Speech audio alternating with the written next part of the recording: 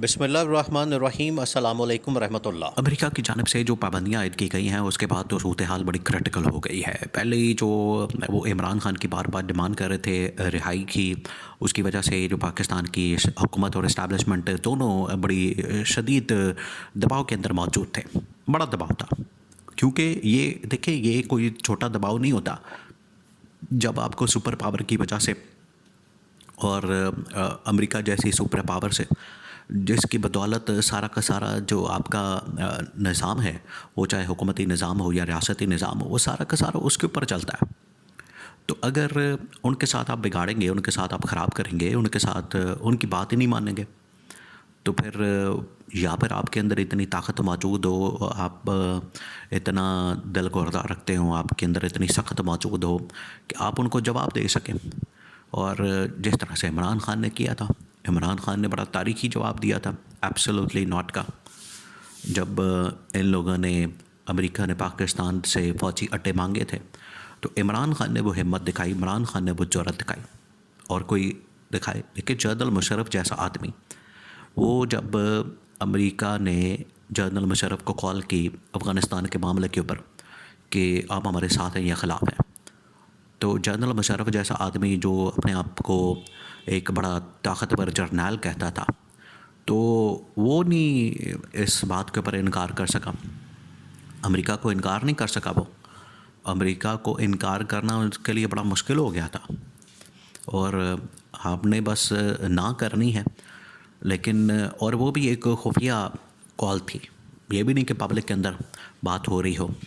Public کے اندر بات ہو رہی ہو۔ جس طریقے سے عمران خان نے جواب دیا، اس سے تو زیادہ جو امریکی اسٹیبلشمنٹ ہے وہ غصہ کرتی ہے جیسا عمران خان نے جواب دیا، کیونکہ یہ پبلک کے اندر آ جاتا ہے معاملہ۔ تو جنرل مشرف نے اس وقت یہ انکار نہیں کیا تھا، اور جنرل مشرف بھی بالکل ایسے ہی ان کے سامنے لیٹ گیا۔ اس کے بعد آصف زرداری کی گورنمنٹ آئی، اس کے بعد نواز شریف کی گورنمنٹ آئی۔ ان حکومتوں کے اندر بھی وہ لوگ پاکستان کے اندر ڈرون مارتے رہے، یہاں سے اڈے بھی استعمال کرتے رہے، ڈرون بھی مار رہے ہیں، اڈے بھی استعمال کر رہے ہیں، تو کسی میں ہمت نہیں ہوئی کہ اس کو انکار کر سکے۔ پھر عمران خان نے 2019-20 کے اندر آ کر اس کو جب ایبسولوٹلی ناٹ کا کہ ہم نے نہ یہاں پر ڈرون کا استعمال کرنا ہے، نہ یہاں پر مارنے دینے ہیں، اور نہ ہی ہم نے یہ جو اس وقت آپ فوجی اڈے مانگ رہے ہیں، نہ ہم نے آپ کو یہ دینے ہیں، تو عمران خان نے انکار کیا۔ اس کے بعد جو ہے وہ جو بائیڈن انتظامیہ وہ پھر ایکٹیو ہوئی عمران خان کے خلاف، اور انہوں نے عمران خان کی حکومت کا تختہ الٹ دیا۔ اب یہ ڈیمانڈ کی جا رہی ہے عمران خان کی رہائی، تو اس کے اوپر کوئی جواب نہیں دے رہا، حکومت بھی بالکل خاموش۔ ان کو پتہ ہے کہ ہاں بھی نہیں کر سکتے، نہ بھی نہیں کر سکتے۔ ہاں کریں گے تو عمران خان ادھر باہر نکل آئے گا، اس کی وجہ سے ہماری حکومت چلی جائے گی، اور عمران خان جو ہے وہ آگے حکومت کو بالکل گھر بھیج دے گا۔ ادھر ان کو یہ بھی پتہ ہے کہ اگر ہم نے امریکہ کو انکار کر دیا تو اس صورت میں بھی حکومت چلی جانی، کرے تو کرے کیا۔ اب یہ پھنس گیا، اس وجہ سے پہلا اس نے جو سٹیپ لیا، اس نے یہ نہیں کیا کہ حکومت کو گرا دیں، ابھی اس نے پہلا سٹیپ لیا، پہلا قدم اٹھایا، اور اس میں امریکہ نے پاکستان کے اوپر پابندیاں لگاتی ہیں، اور پابندیاں جو ہیں وہ پاکستان کے فوج کے اداروں کے اوپر، جو 4 اہم ترین ادارے، خاص طور پر وہ ادارے جو کہ نیوکلیئر پروگرام سے بالکل تعلق رکھتے ہیں، ریلیٹڈ ہیں، اور ان کے متعلق معاملات کو چلاتے ہیں۔ تو ان میں سے پہلا جو ایک اہم ترین ادارہ جو کہ نیشنل ڈیولپمنٹ کارپوریشن اسلام آباد میں کام کرتا ہے، اور 3 جو ہے کمرشل ادارے کراچی سے آپریٹ کرتے ہیں، ان کے اوپر پابندیاں لگا دی۔ اب جیسی پابندیاں لگی ہیں تو اس کے بعد حکومت تو ایسے ہی وہ ایک کاغذ سے پڑھ کے جو ان کا جواب ہوتا ہے خانہ پوری کرنے کے لیے وہ اس نے دے دیا، لیکن اصل مسئلہ تو پڑ گیا ادھر اسٹیبلشمنٹ کے اندر۔ تو GHQ میں بڑی پر اہم ترین ملاقات ہوئی، میٹنگ ہوئی، اجلاس ہوا کہ یہ اب مسئلہ پڑ گیا، یہ اب ہماری جو ویپنز کی خرید و فروخت ہے، سیل پرچیز ہے، اس کے اوپر مسئلہ بن گیا، کیونکہ یہ جو پابندی لگتی ہے اس سے یہ چھوٹی پابندی نہیں ہوتی۔ اس سے کیا ہوتا ہے، آپ عالمی سطح کے اوپر کسی کو نہ ویپنز بیچ سکتے ہیں، نہ آپ خرید سکتے ہیں، تو اس سے آپ کا پورا جو ڈیفنس پیراڈائم ہے وہ کلیپس کر جاتا ہے۔ آپ یہ پوری دنیا کے اندر ایک تو ڈیفنس پروڈکشن کی مارکیٹ ہے اور اس کے اندر ویپنس تیار کیا جاتا ہے، اس کی خرید و فروخت ہوتی ہے اور اس کی وجہ سے بڑا ریونیو آتا ہے، پاکستان بھی کرتا ہے۔ اور دوسرا یہ کہ اپنے تحفظ کے لیے، اپنی حفاظت کے لیے، اپنی سلامتی کے لیے کہ اس طرح کے ہتھیار بنائے جاتے ہیں۔